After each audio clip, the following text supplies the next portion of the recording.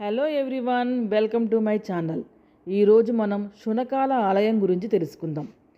సాధారణంగా దేవుడి విగ్రహాలను గుడిలో ఉంచి పూజలు చేస్తూ ఉంటారు. అయితే అక్కడ మాత్రం దేవుడి విగ్రహాల స్థానంలో కుక్కలు ఉంటాయి. అదేంటి అనుకుంటున్నారా? అవును, నిజం. ఈ గుడిలో కుక్కలనే పూజిస్తారు. కర్ణాటకలోని చెన్నాపట్నం అనే పట్టణంలో ఒక గ్రామంలో ఈ శునక దేవాలయం ఉంది.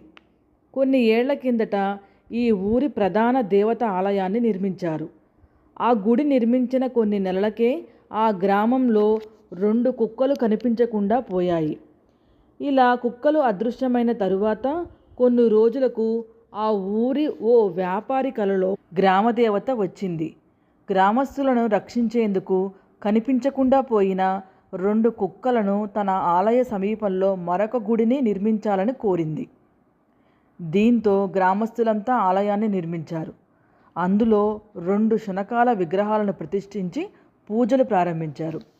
అప్పటి నుంచి ఈ శునకాల ఆలయంలో పూజలు నిర్వహిస్తూ ఉన్నారు. ఆ ఊరి గ్రామ దేవత గుడి కంటే ముందే ఈ శునకాలకు పూజలు చేస్తారు. ప్రతి ఏడాది పండగ కూడా చేస్తారట. ఈ ఆలయానికి వివిధ ప్రాంతాల నుంచి భక్తులు తరలి వచ్చి పూజలు నిర్వహిస్తారు. ఈ ఆలయానికి ఓ ప్రత్యేకత ఉంది. ఈ గుడిలో కోరిన కోరికలు తప్పకుండా నెరవేరుతాయని భక్తుల నమ్మకం. అందుకే ఈ గుడికి వివిధ ప్రాంతాల నుంచి ప్రజలు తరలి వస్తున్నారు. నెక్స్ట్ వీడియోలో మనం మళ్ళీ కలుసుకుందాం. నా వీడియో నచ్చితే లైక్ చేయండి, షేర్ చేయండి. నా ఛానల్ని తప్పకుండా సబ్స్క్రైబ్ చేసుకోండి. Thank you.